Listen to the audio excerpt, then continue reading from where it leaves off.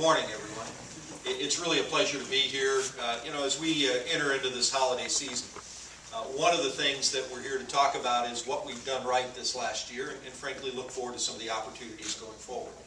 I want to start out by commending the governor and his cabinet, and Lieutenant Governor Taylor, and my partner in the legislature, Speaker Rosenberger. This year has been pretty remarkable on the things that we've done to focus on what we believe to be the most important thing facing Ohio, and that's opportunity. As we look forward to where we're going and we look back as to what we've done, you can sum that up in making sure that every Ohioan has the opportunity to find their God-given potential, using the governor's line, or to find what their success is going to be and needs to be. And some of the things that we focused on, certainly in that opportunity, is well-placed and well-emphasized by standing in this facility today. You see, our vision of opportunity is to make sure that everybody has access to the training, the education, and the necessary skills to move them and their families forward on their own path and on their own destiny. We're not trying to predetermine. It may be as simple as that fast food worker who sees a job down at the local manufacturing facility for a welder and says, I think I can do that, and goes and finds opportunity through Senate Bill 1 that we passed for workforce training. It may be as complicated as somebody who says, I'd like to further my academic career by finishing my PhD. Or it could be as simple as saying, moms and dads make better decisions for where their kids go for education. That's why the Senate has focused on those tenets of opportunity. And by way of summary, I want to talk just about a couple of them. First, education. With this budget that we passed, working with the governor and the speaker in the House and our colleagues in the Senate, we put nearly $1 billion. $1 billion. This is the second biennium in a row that we put nearly $1 billion more in K-12 education. We didn't stop there. We also did charter school reform. We focused on academic achievement and outcomes. Again, how can you get a better opportunity than having a good quality education? We didn't stop at K-12. We put near record funding into higher education, and I see the Chancellor here.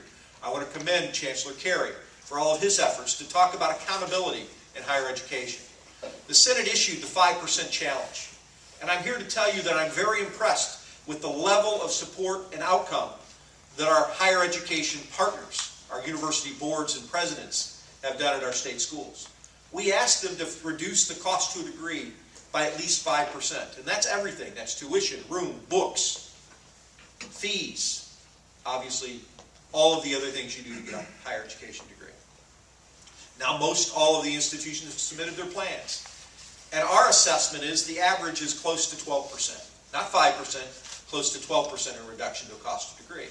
That's making it affordable for Ohioans all across the spectrum to achieve their opportunity, to achieve their potential in a more affordable, effective way. But the legislature and the governor didn't stop there. We asked them to freeze tuition and fees. And after you heard the gnashing of teeth and wailing at the wall, they stepped forward when we increased higher ed funding by 8.5% over this biennium, and all have come on board and presented plans to do exactly what we asked them. Now, most of you know me, I never like to settle. We're starting now the process towards looking to the next future, and I'm scaring the snot out of some of the higher education officials saying we're looking at another 5% and talking about best practices. But the answer is, I'm sure innovation will triumph, and we'll find ways to achieve affordability in education. You know, one of the things I've focused on my entire legislative career has been efficiency. Efficiency both in the regulatory environment and efficiency in government. On the regulatory side, Mary Taylor, I can only sing her praises with regard to the efforts of the Common Sense Initiative. I remember when the governor was first running for office and we had the conversation about how important it was to put an environment in place that was going to restrain the unnecessary growth of burdensome regulations. Oh, we all want compliance. We have to have compliance. We all want clean air, healthy, safe work environments. We all want an environment that, frankly, we can be proud of to pass on to our kids. But we didn't need, Mary, 7 feet tall administrative code of regulations. Well, through her leadership and the Common Sense Initiative, We've reduced new regulatory filings by nearly 50%. The cabinet directors are to be commended for that. Without your efforts and your tenacity, we would not have seen that success. And so I want to thank you on behalf of my legislative colleagues for that effort. But we didn't stop there. Small businesses make up nearly 70% of the jobs in this state. This year, we are proud to announce in our budget that we are eliminating, for the first $250,000 of income, that discriminatory tax that small businesses pay that big businesses don't. So on the first $250,000 of income, starting the next fiscal year, small businesses will pay 0% on their income taxes. After that, it will be a flat 3%. Now, I have to give the governor a lot of credit for making this a priority. A lot of us have been talking about tax reform for a long time, and his tax commissioner worked with us to make sure we could get it done. Thank you, Commissioner. The result of that, I think, is going to be an increase in the jobs and a strengthening of the economy. But we didn't stop for every other Ohioan. We did 6.3% across the board. Now, the governor wanted it to be a lot more than 6.3%, but the reality is we're taking steps towards progress, and we're getting there. The last thing I want to talk about is where we're going in the future. From my perspective, we need to keep building on the workforce. We need to keep building on the education. We need to keep building on the opportunities that we've set in place. That's why we've invested in things like Healthy Ohio. We put more than $40 million more into women's health care issues. We put more money into food banks. We need to keep making sure that every Ohioan has access to opportunity. But going forward, what we've done is a good start, but our challenges are not done.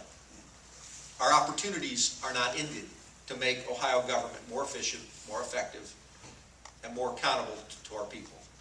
So this next month, the Senate is going to go to a retreat. And we're going to talk about doing a number of things before we adjourn at the end of this legislative session at the end of 16. 3 of those are going to be looking at ways to encourage reductions in state spending on the administrative side of the House. Looking at efficiencies in personnel, consolidations in agencies and boards and commissions, trying to respond to the federal antitrust regulation that literally is putting most of our regulatory agency boards and commissions in jeopardy. We're going to have plans coming forward on that. We will continue to work on workforce training initiatives. And in the end, yes, we're going to continue to try and struggle with tax reform. We're going to try to figure out ways to reduce the burden on working Ohio families. That's just a preview of what we're going to be working on. So anybody who says we're running into the lame duck period, well, we still have another good year to continue to work to get these things done. I look forward to working with the governor. I look forward to working with my friend the speaker. And in the end, our goal is simple: opportunity. Opportunity for all. Thank you.